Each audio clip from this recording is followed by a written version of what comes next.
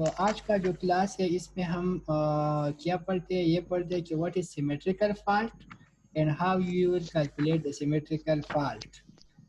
इसमें हम कुछ 2 लेक्चर्स लेंगे या इधर 3 इस तरह कुछ लेंगे, ठीक है इसमें। और आज तो मेरा इरादा था कि बहुत ज़्यादा पढ़ लो, लेकिन चलो शायद थोड़ा कम पढ़ ले। लेकिन स्टार्ट करते हैं सिमेट्रिकल फॉल्ट से। Symmetrical, there are 2 types of fault, one is called unsymmetrical fault and one is called a symmetrical fault। इसको हम डिफरेंशिएट करेंगे, ठीक है, कि सिमेट्रिकल और अनसिमेट्रिकल फॉल्ट में क्या फ़र्क है। सिमेट्रिकल फॉल्ट का डिटेल हम इधर हम पढ़ेंगे, ठीक है। इस चैप्टर में सिमेट्रिकल फॉल्ट का डिटेल पढ़ेंगे कि सिमेट्रिकल फॉल्ट को आप कैलकुलेट कैसे करेंगे, सारा प्रोसेस इसमें पढ़ेंगे। और अनसिमेट्रिकल फॉल्ट को नेक्स्ट चैप्टर में हम स्टडी करेंगे, चैप्टर नंबर 18। सो पहले आते हैं कि फॉल्ट कौन कौन से आते हैं, ठीक है। और फिर इसको अनसिमेट्रिकल जस्ट मैं इधर डिफाइन कर दूंगा, लेकिन वो फिर हम कमिंग चैप्टर में डिटेल से पढ़ेंगे। So most of the fault on power system leads to short circuit condition. Maximum हमारे साथ अनसिमेट्रिकल फॉल्ट आते हैं, लेकिन एक किस्म का फॉल्ट जो पावर सिस्टम में आते हैं वो है शॉर्ट सर्किटिंग। कि आपके साथ क्या हो जाए, शॉर्ट सर्किट जिधर भी अपीयर हो जाए। सो ये जो सिमेट्रिकल फॉल्ट है ये अक्सर अपीयर भी नहीं होता, लेकिन शॉर्ट सर्किट ही बाज़ औक़ात अपीयर हो सकती है। सो शॉर्ट सर्किट को स्टडी करना, इसका मैथमेटिक्स करना, इसको सॉल्व करना, सो ये आप सिमेट्रिकल फॉल्ट से कर सकते हैं। इसलिए हम पहले सिमेट्रिकल फॉल्ट पढ़ते, वरना आपके पावर सिस्टम एनालिसिस में सिमेट्रिकल फॉल्ट बहुत रेयर अपीयर होगा, ठीक है। लेकिन मोस्ट जो फॉल्ट अपीयर होते हैं वो शॉर्ट सर्किट का होते हैं, और शॉर्ट सर्किट का behave like symmetrical fault. So that is why we study the symmetrical fault. और सिमेट्रिकल फॉल्ट अक्सर नहीं होती, वो कैसी नहीं होती अभी आपको थोड़ी देर में पता लग जाएगा। So most of the fault in power system leads to short circuit condition. When such condition occur, a heavy current, short circuit current passing through the equipments.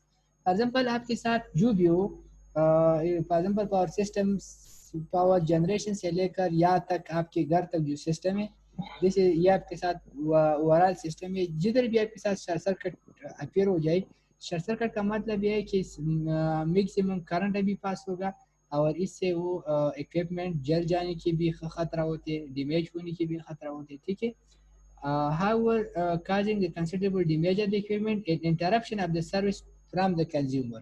For example कोई फॉल्ट आ गया तो हम सर्किट ब्रेकर वगैरह use करेंगे ताकि इस fault को मिनिमाइज करें। जब सर्किट ब्रेकर ऑपरेट हो जाएगा तो इसका मतलब है कि आप लोग जो कंज्यूमर है वो किससे रिमूव हो गई, from the service mean from the electricity. For example अगर आप अभी इस रूम में, और इस रूम में कोई शॉर्ट सर्किट आ जाए तो हमारा इस रूम का जो सर्किट ब्रेकर है वो ट्रैप हो जाएगा। जब सर्किट ट्रैप हो जाएगा, इसका मतलब है कि हमारा रूम क्या हो गया, इस इलेक्ट्रिसिटी सर्विस से, इस पावर सिस्टम से हमारा रूम क्या होगा, ख़त्म हो गया, इंटरप्ट हो गया, ठीक है।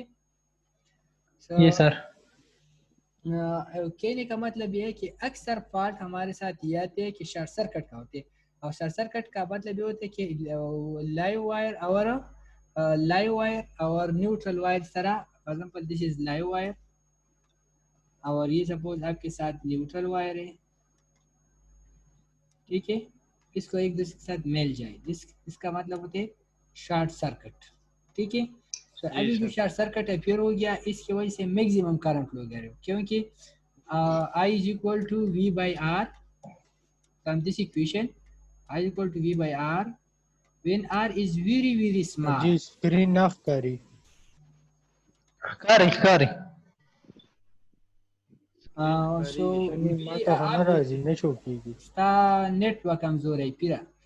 So V is equal to V divided by R when R is very small. It means current will be maximum. So in short circuit, yes, the current is approximately zero, or resistance is approximately zero. Zero का मतलब है number by zero is infinity, तो maximum current pass होता है, ठीक है। और ये मैक्सिमम करंट आपके साथ क्या होते हैं, सारा सर्किट भी डैमेज कर सकते हैं, आपके इक्विपमेंट्स भी डैमेज कर सकते हैं। सो इसको ख़त्म करने के लिए हम क्या करेंगे, ठीक है। ये हमारे आज का काम होगा, आज नहीं बल्कि 2 वीक्स का, मिनिमम 2 वीक्स का और मैक्सिमम 3 वीक्स का। सो फॉल्ट आपके साथ दो किस्म के होते हैं, one is called symmetrical fault and one is called unsymmetrical fault. आप सिमेट्रिकल फॉल्ट की डिफिनीशन पढ़ ले तो अनसिमेट्रिकल फॉल्ट आपको समझ आ जाएगा। फॉर एग्जांपल सिमेट्रिकल फॉल्ट का मतलब ये कि ये आपके साथ तीन थ्री फेजेस है, one phase, two phase and three phase. Suppose one is ground, ठीक है, ग्राउंड हमारे पाकिस्तान में नहीं होती लेकिन बाहर दुनिया में ये ग्राउंड होते हैं। This is phase one red, this is phase two yellow and this is phase three blue, RYB जो आप बोलते हैं, ठीक है। ये हमारे साथ थ्री फेजेस है। अभी ये जो थ्री फेजेस है इसका मतलब है they are Y connected, they are Y Y connected. का Suppose this is R, this is Y and this is a blue, ठीक है। अभी yes, आपको अगर मालूम है कि थ्री है तो अगर आप 360 को किस चीज पे डिवाइड करें, थ्री पे, इसे आ जाएगा 120 डिग्री। कहने का मतलब ये कि आपके साथ ये जो करंट होगा इस पेज में, इस पेज में, इस पेज में, इसमें कितना डिस्प्लेसमेंट का फर्क होगा, 120 का। इस तरह 120 का। फॉर एग्जांपल ये आपके साथ यही है, आपके साथ पहला सपोज 0 से स्टार्ट हो गया। सो जो आपके साथ दूसरा होगा वो इसके साथ 120 से, ये 90 है तो 20 120 इधर की होगा। तो यहाँ से वो स्टार्ट होगा। और नेक्स्ट आपके साथ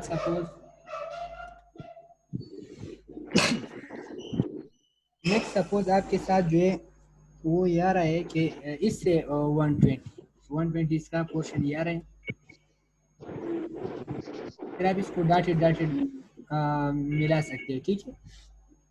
सो अभी सर ये नेगेटिव साइड पे नहीं होगी सर? होगी ना, लेकिन मैंने अभी 0 पे सपोज किया, ठीक है। मैंने इस तरह कहा कि आप इस ओके सर, तरह कर सकते हैं, ठीक है। डॉटेड का मतलब है कि इधर भी मौजूद है, लेकिन फिर आप लोग ओके कंफ्यूज सर, होंगे, ठीक है। तो मैंने कहा कि ये इसका 0 क्रॉसिंग ये, इसका 0 क्रॉसिंग ये, इसका 0 क्रॉसिंग ये। इसको अगर आप जी सर, फाइंड करें तो ये एक दूसरे से 120 इसमें डिफरेंस होगा। सो कहने का मतलब ये है कि रेड, येलो और ब्लू की जो करंट होते हैं इसके दरमियान 120 डिग्री का डिफरेंस होते हैं, 120 डिग्री का डिफरेंस होते हैं। अभी सपोज इन तीनों का कोई वजह से इस तरह मिल गया, ठीक है, ये तीनों मिल गया एक दूसरे के साथ, ठीक है। ये इसके साथ और ये इसके साथ मिल गया, इसका मतलब है तीनों एक दूसरे के साथ कनेक्ट हो गया, इसका मतलब है शॉर्ट सर्किट आ गया, ये सारे पेज एक जी दूसरे सर, के साथ कनेक्टेड हो गया। अभी जब सारे पेज एक दूसरे के साथ कनेक्टेड हो गया, ये सिस्टम अभी भी बैलेंस है और इसमें सपोज करंट का कुछ वैल्यू इंक्रीज हो जाएगा। एग्जांपल हर एक में मैग्नीट्यूड भी सेम इंक्रीज हो गया। एग्जांपल पहले जो करंट था x, अभी इसमें सपोज x डैश फ्लो कर रहा है, ठीक है, तो सारे में x डैश फ्लो कर रहा है। और फिर भी अगर इसी पोजीशन में जब ये दूसरे के साथ क्या हो, कनेक्टेड हो, तो इसी वक्त भी अगर आप देख ले तो इसमें क्या होगा, हर एक फेज में कितना डिफरेंस होगा, 120 का, 120 का, 120 का। तो इस टाइप के फॉल्ट को हम बोलते हैं सिमेट्रिकल फॉल्ट। That जी fault sir, on the power system which gives rise to symmetrical fault current. What is mean by symmetrical fault current? Equal fault current in line with 120 degree displacement. इसको कहते हैं 120 degree displacement। इसमें जी sir, current से पहले भी 120 का difference था और फॉल्ट के बाद भी इसमें 120 का डिफरेंस है। तो इस टाइप की जो एरर फॉल्ट आपके साथ आते हैं इस फॉल्ट को बोलते हैं सिमेट्रिकल फॉल्ट। अब इसके उलट क्या होगा, जब आपके साथ अनइक्वल फॉल्ट करंट आ जाए और इसकी डिस्प्लेसमेंट भी 120 ना हो, या इक्वल हो लेकिन इसके लिए ये डिस्प्लेसमेंट 120 ना हो, तो इसको बोलते हैं अनसिमेट्रिकल फॉल्ट। कैसी, फॉर एग्जांपल इनमें से जस्ट ये कनेक्ट हो गया, ये देखिए सपोज ये तीन है, इसमें ये दो फेज कनेक्ट हो गया, ठीक है, L L L L mean दो लाइन अक्सर एक दूसरे से कनेक्ट हो गया। अभी ये तो कनेक्टेड नहीं है ना, अभी इसमें फॉल्ट आ गया इन पोर्शन में, तो थ्री फेज में इधर कुछ पोर्शन में फॉल्ट आ गया और इसमें नहीं आया। सो इसका अगर आप इस तरह फेज डिफरेंस देखिए तो आपके साथ 120 फेज डिफरेंस फिर नहीं होगा। इस तरह लाइन लाइन लाइन, इस तरह लाइन ग्राउंड, ये भी आपके साथ एक किस्म का है, ठीक है, लाइन ग्राउंड और लाइन जी line. Either two line and ground, ये भी है। कहने का मतलब है कि दोनों लाइन फेस भी मिल सकते हैं, टू लाइन एक ग्राउंड के साथ मिलता है, ये भी है, और लाइन ग्राउंड भी मिल सकता है, ठीक है। ये इस टाइप के फॉल्ट कहते हैं अनसिमेट्रिकल फॉल्ट। और जो सिमेट्रिकल फॉल्ट है ये कि सारे एल एल मिल जाए, एल एल तीनों एल मिल जाए, आइदर सारे एल और ग्राउंड वायर भी मिल जाए, तो इसको कहते हैं सिमेट्रिकल फॉल्ट। और ये बहुत रेयर आकर होते हैं क्योंकि इसकी प्रोबेबिलिटी बहुत कम है कि तीनों वायर एक दूसरे के साथ मिल जाए, और इसकी प्रोबेबिलिटी फिर भी ज़्यादा है क्योंकि ये दो भी मिल सकते हैं। कोई सपोज करें आप कोई स्टोम आ गया, इसमें भी ये पॉसिबिलिटी है कि ये दोनों एक दूसरे के साथ कनेक्ट हो जाए, ठीक है। लेकिन इन तीनों का मिलना, आइदर चारों का मिलना, ये थोड़ा इसकी प्रोबेबिलिटी बहुत कम है। तो इसलिए हम कहते हैं कि the symmetrical fault occur very rarely. Symmetrical fault occur very rarely, and unsymmetrical fault occur mostly. ठीक है। Why? The fault on the power system which gives rise to symmetrical fault current. वो fault जो power system में symmetrical fault current create करे, symmetrical mean equal, such that equal fault current in line with 120 displacement is called symmetrical fault. इसको symmetrical fault बोलते हैं। The symmetrical fault occur when all the three conductors of the three-phase line are brought together simultaneously. Simultaneously का मतलब है direct, एकदम। For example इस तरह ये तीन है और ये तीन क्या इस तरह मिल जाए, तो इसका मतलब है दे आर, इसमें कौन सी फॉल्ट आ गया, symmetrical fault. So when the three phase are will come together simultaneously into short circuit, this is called symmetrical fault. Excuse me sir, हाँ सर ये लाइन टू लाइन के दरमियान जो है ना वो शॉर्ट होती है या तीनों ग्राउंड से शॉर्ट होती है सर? ग्राउंड नहीं, कहने का मतलब ये है ना कि फॉर एग्जांपल अगर आपके साथ ये तीनों इस तरह, ये देखिए ये रेड है, ये येलो और ये ब्लू है, इन तीनों का इस तरह क्या करे, एक दूसरे के साथ शॉर्ट करे, ये शॉर्ट हो गया। So this is symmetrical. अगर Yes. तीनों मिल जाए दिस इज सिमेट्रिकल। अगर जस्ट ये टू मिल जाए ओके सर, ओके। इस तरह, अगर ये टू मिल जाए, कोई ये टू मिल जाए, आइदर इसके साथ ग्राउंड, तो ये फिर इसके अलावा, इस कंडीशन के अलावा जितनी भी फॉल्ट है, this is called unsymmetrical fault. ठीक है सर अगर तीनों जी, तीनों ग्राउंड हो जाए सर, अगर फिर भी तीनों है ना, वायर जो है ना वो ग्राउंड, ये सिमेट्रिकल भी की जो symmetrical कंडीशन है ना कि अगर तीनों लाइव वायर मिल जाए, आइदर थ्री लाइव और ग्राउंड मिल जाए, this is called symmetrical fault. और इसके sir. अलावा जब 2L मिल जाए, LG मिल जाए, 2L और एक G मिल जाए, so this is called unsymmetrical, this is called unsymmetrical, this is called symmetrical। समझ आ गया अभी? Okay sir. ठीक है। so as in figure 17.1, ये 17.1 शो करते हैं symmetrical fault. This type of fault gives the rise of symmetrical current such that equal current with 120 displacement।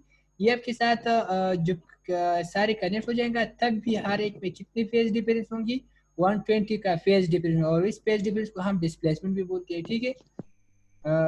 The figure thus referring to figure 17.1, the fault current IR, IY, IB will be equal in magnitude with 20 displacement। का magnitude भी same होगा और इसमें displacement क्या होगा, 120 होगा। So this type is called symmetrical fault।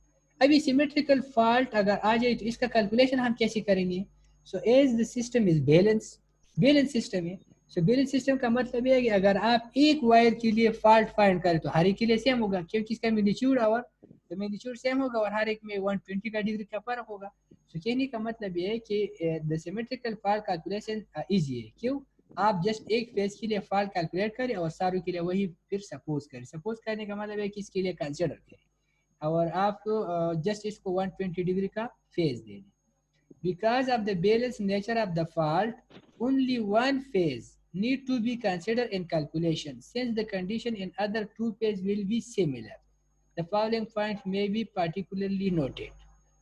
कहने का मतलब ये है कि अगर आपके साथ बैलेंस, ये चूंकि बैलेंस कंडीशन है, इस कंडीशन में अगर फॉल्ट अकर हुआ तो आप जस्ट एक फेज के लिए कैलकुलेशन कर दी और जो दूसरा फेज है, दूसरी फेजेस है, इसको आप स्किप कर दी और ये जो इसका फॉल्ट आ गया, ये फॉल्ट आप इनके लिए कंसिडर करें क्योंकि दिस इज सिमेट्रिकल और ये आपके साथ मैग्नीट्यूड पॉइंट ऑफ व्यू से सेम है। समझ आ गया? ये जी इसका सर। ये एक किस्म का इसको अगर आप एडवांटेजेस बोल ले तो कह सकते हैं फॉल्ट सेम है, एक हम एक एक कैलकुलेट करेंगे, ये बस दूसरे के लिए सेम है। एक का मैथमेटिक्स कर दिया जाए। अभी जी ये सर। पॉइंट नोटेड है कि number first, symmetrical fault rarely occur in practice as majority of the fault are unsymmetrical in nature। ये भी हमने बताया यस कि सर। आपके हमारे साथ ये होती है, symmetrical fault बहुत rarely appear होती है। Yes However, sir. लेकिन फिर हम इसको क्यों पढ़ते हैं? However, symmetrical fault calculation are being discussed in this chapter to enable the reader to understand the problem that short circuit condition present in the power system। Power system में short circuit condition अक्सर हो सकती है। So short circuit का behave like short circuit behave like symmetrical fault. अगर वो just page जो short circuit हो तो इस शॉर्ट सर्किट को आप in the form of fault consider कर सकते। फॉर एग्जांपल कैसी, इन तीनों को आपने मिला दिया, इन तीनों को आपने मिला दिया, तो इसमें आप जस्ट एक के लिए कैलकुलेशन करेंगे। ये एक के लिए करेंगे इसका मतलब है कि एक में अगर जस्ट एक वायर की वजह से कोई कंसिडर कर शॉर्ट सर्किट किया गया, लेकिन सिंपल आप ये भी बोली कि जब पावर सिस्टम में शॉर्ट सर्किट आ जाए so this short circuit behave like symmetrical. So इस सिमेट्रिकल। सो इसकी वजह से हम इसको पढ़ते हैं और इसका मैथमेटिक्स करते हैं। दूसरा ये कि symmetrical fault is most severe. ठीक है, ये बहुत सिवियर होता है क्योंकि इसमें तीनों आपके साथ कनेक्ट होती है and impose more heavy duty on the circuit breaker। For example अगर एक फेज में कोई शॉर्ट आ गया तो एक सर्किट ब्रेकर आपके साथ ऑपरेट हो जाएगा, लेकिन अगर तीनों मिल जाएगा तो आपके साथ सर्किट ब्रेकर पर इसका लोड बहुत ज़्यादा आएगा और सर्किट ब्रेकर को अपना ड्यूटी सरअंजाम देना पड़ेगा, फिक्स ड्यूटी वो सरअंजाम देंगे, शायद वो अपने ड्यूटी में भी फेल हो जाए शायद। ठीक है, so symmetrical fault is most severe and impose very more heavy duty on circuit breaker। क्योंकि सर्किट ब्रेकर किस चीज़ के लिए हम यूज करते हैं? It is use to minimize the fault, it is use to protect the power systems, it is use to protect the equipments appliances. इस appliances को अपनी होम के सिस्टम को बेहतर बनाने के लिए और कोई इलेक्ट्रिसिटी शॉक्स को कम करने के लिए हम सर्किट ब्रेकर्स यूज करते हैं।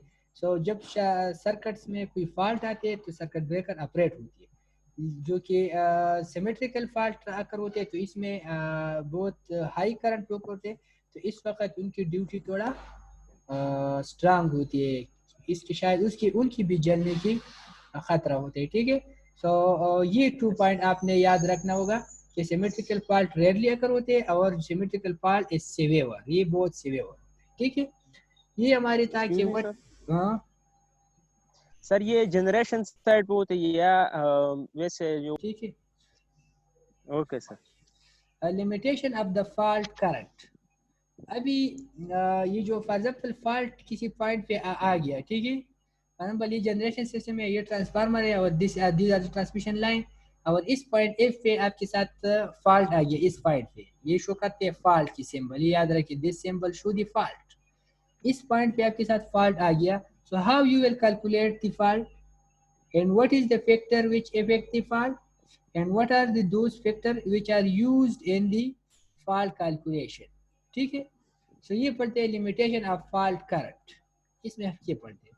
सो कहने का मतलब ये कि अगर आपके साथ ट्रांसमिशन सिस्टम में किसी पॉइंट पे फॉल्ट आ जाए तो जनरेशन सिस्टम से लेकर उस पॉइंट तक जितने भी इम्पीडेंस है उसको आपको याद होनी चाहिए कि ये कितने इम्पीडेंस है, जनरेटर का कितना इम्पीडेंस है, ट्रांसफार्मर का कितना इम्पीडेंस है, और इस पॉइंट से लेकर इस पॉइंट तक जो ट्रांसमिशन लाइन है इसका कितना इम्पीडेंस है। ठीक है, ये आपको याद होनी चाहिए इस पॉइंट तक। अगर ये आपके साथ मालूम है तो फिर आप इसकी मैथमेटिक्स आसानी से कर सकते हैं। कैसे, इसका भी आप पढ़ लें। When the short circuit occur at any point in the system, the short circuit current is limited by the impedance of the system up to the point of the fault। कहने का मतलब ये है कि जिस पॉइंट पे अगर आपके साथ एरर तो फॉल्ट एरर जिधर भी चाहिए आ सकते हैं, लेकिन जिस पॉइंट पे आ जाए तो आपने क्या करना है, आपने इस करंट को लिमिट करना है किसे, जनरेशन से लेकर उस पॉइंट तक। फॉर एग्जांपल कैसे, दस रिफरिंग टू फिगर 17.2, ये जो जुमला उसने पढ़ा है इस पढ़ने इससे इसका एक्सप्लेनेशन हम इधर करते ताकि आपको और भी क्लियर रहे। Thus referring to the figure 17.2, if the fault occur on the feeder at point P, ये हमारे साथ feeder पे point F पे हमारे साथ fault आ गया, जब इस पे आ गया then the short circuit current from the generation station will have value limited by the impedance of generator, transformer and impedance of the line between the generator and the point fault. For example, feeder में point F पे आपके साथ fault आ गया, तो इस fault के calculation में आप इसका इम्पीडेंस कंसीडर करेंगे। वो इम्पीडेंस क्या होगा, इस जनरेटर का इम्पीडेंस, इस ट्रांसफार्मर का इम्पीडेंस, और यहाँ से लेकर यहाँ तक जो क्या चीज़ है, जो वायर है, जो ट्रांसमिशन लाइन है, इसके इम्पीडेंसेस इनके एडिशन से, इनके सम से आप क्या करेंगे, यहाँ से लेकर यहाँ तक ये इम्पीडेंस आपको होनी चाहिए। मतलब ये कि यहाँ से लेकर यहाँ तक ये मैथमेटिक्स आप करेंगे। अगर आपके साथ पार्ट इधर आ गया तो आपने क्या करना है, जनरेशन से, जनरेटर से लेकर इस ट्रांसफार्मर की इस, तो जनरेटर का इम्पीडेंस और वायर का ट्रांसमिशन आप कंसीडर करेंगे, ठीक है। So when the short circuit occur at any point in the system, the short circuit current is limited by impedance of the system up to the point of the fault. जिस point तक fault आ गया यहाँ तक आप limit करेंगे। इसका मतलब नहीं है कि यहाँ से लेकर उस तक आप क्या करें, सारा इम्पीडेंस कंसीडर करें, नहीं, आप जिस पॉइंट पे आपकी फॉल्ट आए इस पॉइंट फॉल्ट तक आप कंसीडर करेंगे। Thus referring to figure 17.2, if the fault occur on the feeder at point F, then the short circuit current from the generation station will have value limited by the impedance of generator, transformer and the impedance of line between the generator and the. This show that knowledge of the impedance various equipments and the circuit in the line of the system is very important for determining short circuit current. इधर कितना short circuit current होगा, इसके लिए क्या किस चीज की जरूरत है, इसके लिए जरूरत होती है इम्पीडेंस की। वो इम्पीडेंस यहाँ से लेकर यहाँ तक होगा, तो इसका डिटर्मिनेशन बहुत जरूरी है, इसका डिटर्मिनेशन बहुत जरूरी है। समझ आ गया? Simple. Excuse me sir ji sir the short summary आता सर द दिले हुए वापस सर दा कम तास जनरेटिंग स्टेशन। हाँ ठीक है, इसका शॉर्ट समरी ये है ना कि अगर सिस्टम में एरर किसी भी पॉइंट पे आ सकती है, सिस्टम में एरर किसी भी पॉइंट पे आ सकती है। फॉर एग्जांपल ये हमारे साथ एक सिस्टम है, इस सिस्टम की फीडर साइड पे इस पॉइंट ए पे ये फीडर है, और इस फीडर की इस पॉइंट एफ पे आपके साथ फॉल्ट आ गया। जब इस पे फॉल्ट आ गया तो इसके लिए जो शॉर्ट सर्किट करंट आप कैलकुलेट करेंगे ISC, short circuit current ISC, वो आप कैसे फाइंड करेंगे, इसके लिए आपके साथ क्या चीज होनी चाहिए, इसके लिए आपको इम्पीडेंस होनी चाहिए, क्योंकि करंट के कैलकुलेशन में इम्पीडेंस की मस्त जरूरत होती है। सो वो इम्पीडेंस आप कैसे कैलकुलेट करेंगे, वो आप कैसे कैलकुलेट, वो तो और बात है, लेकिन आपको कितना इम्पीडेंस लेंगे। सो इस जनरेशन से लेकर इस पॉइंट तक, फॉर एग्जांपल ये पॉइंट इस इधर है, इस ट्रांसफार्मर में सपोज है, सो आप शॉर्ट सर्किट करंट का इम्पीडेंस कौन सी लेंगे, जनरेटर का, और यहाँ से लेकर ये लाइन का और इस ट्रांसफार्मर का। अगर इधर है तो आप इसका इम्पीडेंस, इस ट्रांसफार्मर का इम्पीडेंस और ये सारी लाइन का इम्पीडेंस आप क्या करेंगे, शॉर्ट सर्किट में कंसीडर करेंगे। समझ आ गया अभी? Excuse me sir. हाँ सर ये पार्ट वाला जो सिंबल है सर, इसके यहाँ साइड वाले जो है ना, इसके राइट साइड पे आपने का जो इम्पीडेंस है वो आप इग्नोर करिए, और इसके लेफ्ट साइड पे जितने भी इम्पीडेंस है वो आपको कंसीडर करिए। Okay sir, thank you sir. कहने का मतलब ये है कि जिस पॉइंट पे एरर हो, फॉल्ट आ गया, सो जनरेशन से लेकर उस पॉइंट तक इम्पीडेंस आपको नोन होनी चाहिए, ठीक है? ओके सर, ओके अभी बस औकात हम इसका मतलब, एक्सक्यूज मी सर। हाँ वाया जी सर, एक्सक्यूज मी सर का for example 3 phase come 11,000 land चाहिए ना सर, वदी के उस फॉल्ट राशि दे और सिमेट्रिकल फॉल्ट भी थोड़ी के दादा पता बोलेगी चमन से खत्म हो। In many situations, impedance limiting the fault current are largely reactive. Maximum हमारे साथ क्या होते हैं, रिएक्टिव होते हैं, जनरेटर का होते हैं, ट्रांसफार्मर, जनरेटर का जो इम्पीडेंस है दिस इज रिएक्टिव, और ट्रांसफार्मर का जो इम्पीडेंस है दिस इज रिएक्टिव। रिएक्टिव आप जानते हैं कि एक रिएक्टिव होते हैं और एक रेजिस्टिव होते हैं, ठीक है। जो काइल का होते हैं, जो कैपेसिटर का इम्पीडेंसेस होते हैं, इसको कहते हैं रिएक्टिव। जो रेजिस्टर का होते हैं, जो वायर का होते हैं, अक्सर ये रेजिस्टिव होते हैं, ठीक है। So in many situations the impedance limiting the fault current are largely reactive, ठीक है। सच एज ट्रांसफार्मर का जो रिएक्टेंस होगा, रिएक्टर्स का ट्रांसफर रिएक्टेंस हो गया, जनरेटर्स का हो गया, ठीक है। सो और केबल अगर आप कंसीडर करें, केबल और लाइंस, केबल आपके साथ अंडरग्राउंड में होते हैं और लाइंस आपके साथ ये transmission lines, they are mostly resistive, but there is a total resistance exceed 3 time the resistance. ये जो मजीद ये जनरेटर का रिएक्टेंस, ट्रांसफार्मर का रिएक्टेंस, ये जो रिएक्टेंस है ये इससे तकरीबन 3 टाइम ग्रेटर होते हैं। कहने का मतलब ये है कि ट्रांसमिशन का, अगर ये ट्रांसमिशन का इम्पीडेंस अगर आप इग्नोर करें तो आपके साथ एरर, फॉल्ट कैलकुलेशन में एरर आएगा, लेकिन वो एरर कितना होगा, जो एग्जैक्ट वैल्यू होगा इससे तकरीबन 5% ज्यादा होगा।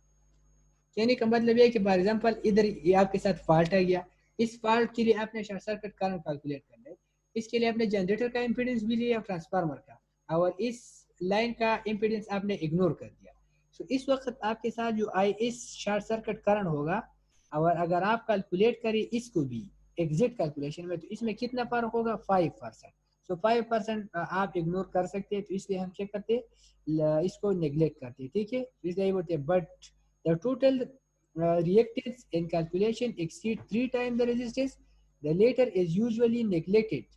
The error introduced by the assumption, ये हमने assumption किया कि इसका suppose इस ट्रांसमिशन का इम्पीडेंस 0 है, जब ये इम्पीडेंस 0 है तो आपके साथ एरर में आएगा, एरर कितना होगा, 5% से ज्यादा नहीं होगा। इसका मतलब है कि मैक्सिमम आप 5% एरर आपके साथ आ सकते हैं, और शायद आपके साथ 5% से कम एरर आ जाए।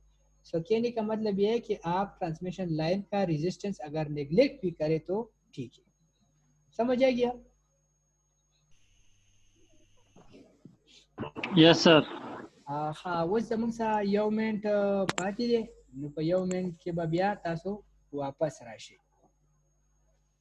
जब आप योमेंट के दा शॉर्टली वापस रिव्यू कमा तो जब टॉपिक पे के शुरू कावले बया बदा वीडियो लगे बेकार है। एसएमएम परसेंट को सर जी ईमेल तासो गुरची दरगले कना هغه به وګورو ځان